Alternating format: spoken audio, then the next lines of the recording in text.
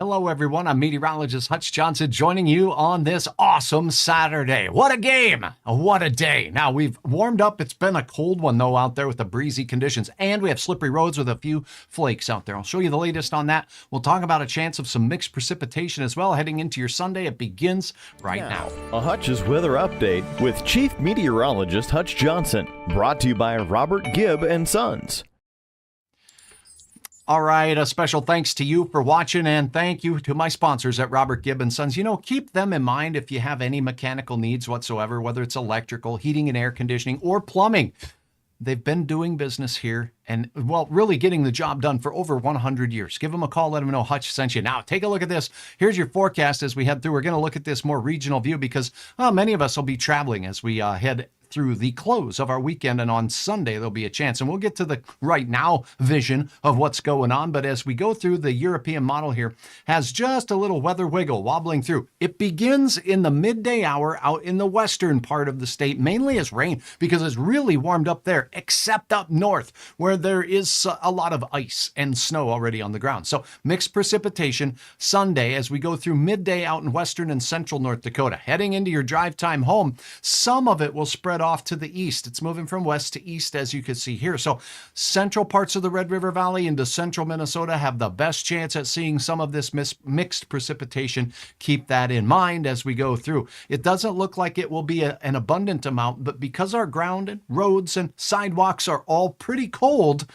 I expect there to be some concerns. Here's a close-up of what that looks like in our neck of the woods. Fashioned this one up for you. And again, as we go towards the evening drive, anyone here in the Highway 200, Highway 2, or I-94 corridor have a chance at seeing some mixed nonsense working its way through. If you do have a question, drop me a note. And speaking of which, if you're watching on Facebook, I'm trying to get to 60,000 followers.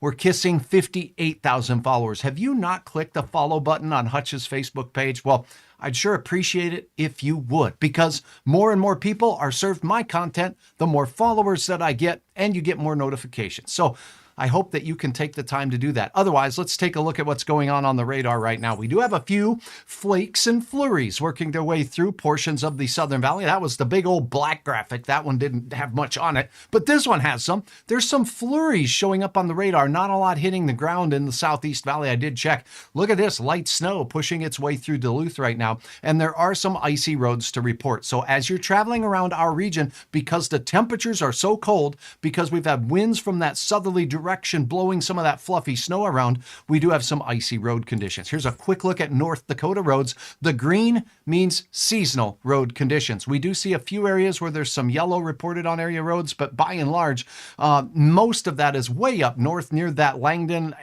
Cavalier area, as well as, well, let's see. I don't see too much more other than some blue and yellow in southeast North Dakota where the flurries move through. Let me show you the bigger picture here. This is near Clyde. As we see, there is some ice and some snow on the roads, a little bit of a reduced visibility, but I want to show you this.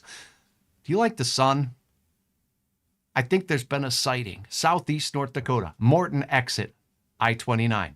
Some sun for you returning to check out the North Dakota area. Now, the James River Valley showing some icy conditions there as well. Jamestown and points north as you go through, so be cautious of that. Now, Minnesota has even more troubles because there's some more active weather going on out in the Duluth area. But look at this. We do have some areas with pink or icy road conditions reported right here in the Fargo area and the Detroit Lakes area. So keep that in mind if you're on that Highway 10 route between here and, say, the Detroit Lakes area, as we see that pink line there showing that we do have some rough and tumble conditions, mainly because we have south winds blowing snow over the top of that road surface. So here's what things are looking like on the east side of Moorhead, and then as we close that and look out onto the interstate here, let's go out here near the Barnesville area.